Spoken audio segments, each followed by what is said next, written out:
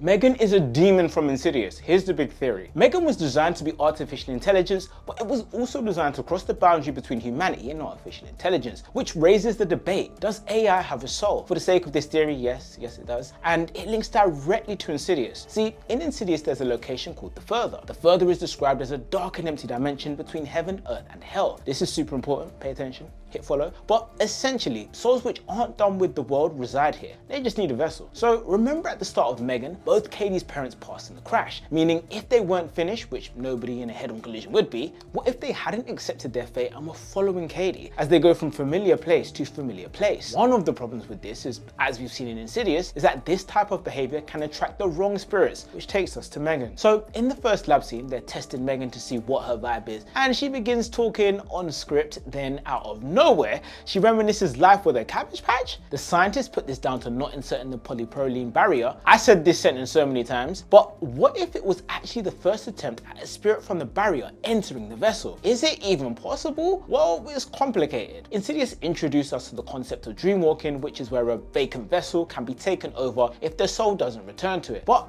what if the vessel didn't have a soul to begin with? So in Insidious, it said that electricals and bioreduction technology are some of the only things that remain. Think lights, phones, and any other objects from the real world would be mirrored in the Further. We see this in Insidious 1 when the spirit turns on tiptoe through the tulips, and I can never listen to that song again. And then when the spirits speak through the baby monitor. Then in Insidious the Red Door, their laptop webcam is controlled by spirits. You get the idea, spirits are able to manipulate technology and even control it. I got goosebumps right now, I'm a bit scared. Why did I make this video? This is something we see Megan do with the camera in the house, but let's backtrack. How did the spirit get inside of Megan? So yes, Megan is AI, but she was programmed to be Girl's best friend, and for the first few scenes, she's exactly that. But then something changes once she's rebuilt within the house. Notice that once Megan is part of the family, her intelligence takes a sharp rise and she begins acting out of protocol. Like we saw, she was given a learning model with Megan continuously seeking knowledge, but it had limits. However, I think that because the artificial intelligence is so developed, Megan isn't just a robot, but a vessel for the spirits. How was it that after months of failure to be built, Megan can finally function? There were no major changes. It all changed when she built it around Katie. Perhaps the soul of her parents attracted something from the Further, and when Megan was built, it jumped inside, not only controlling an electronic, but being given a developing mind. This could explain why Megan gradually became more and more aggressive over time,